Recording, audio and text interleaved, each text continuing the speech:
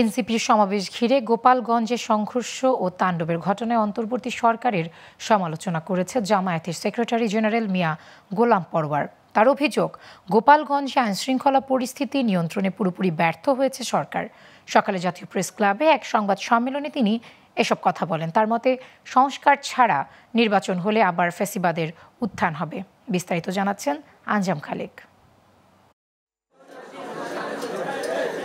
আগামী শনিবার রাজধানীর সোহরাওয়ার্দী উদ্যানে জাতীয় সমাবেশ নিয়ে বিস্তারিত জানাতে জাতীয় প্রেস ক্লাবের আব্দুস সালাম মিলনায়তনে বৃহস্পতিবার এই সংবাদ সম্মেলন করে জামায়াতে ইসলামী।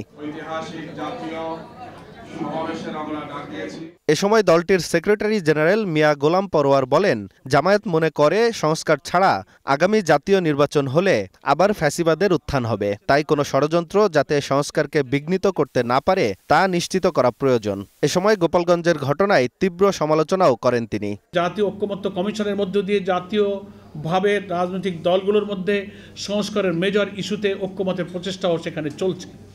এই প্রচেষ্টা সফল করা দরকার।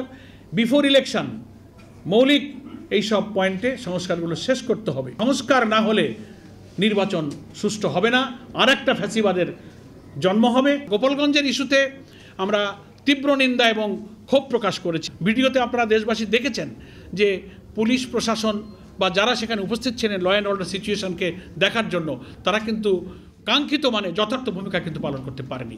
স্বাধীনতার 54 বছরে জামায়াতের উপর বিভিন্ন বৈষম্য ও রাজনৈতিক প্রতিহিংসা চলেছে দাবি করে তিনি বলেন, জুলাইয়ের গণঅভ্যুত্থানের পর দেশে রাজনৈতিক চর্চার নতুন পরিসর সৃষ্টি হয়েছে।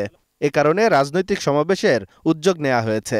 স্বাধীনতার এই 54 বছরের বিভিন্ন সময় আমরা কিভাবে মজলুম হয়েছি, নির্যাতিত হয়েছি, সাংবিধানিক রাজনৈতিক সব অধিকার হারা আমরা হয়েছি, সেই ইতিহাস আপনারা জানেন।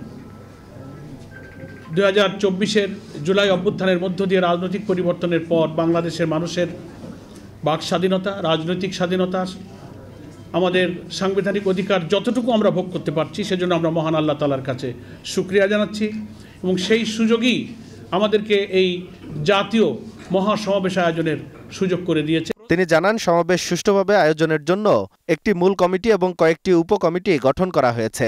নিরাপত্তা নিশ্চিতে স্বরাষ্ট্র উপদেষ্টা ও ডিএমপি কমিশনারের সঙ্গে যোগাযোগ করা হয়েছে এবং আশ্বাস মিলেছে সর্বোচ্চ সহযোগিতার।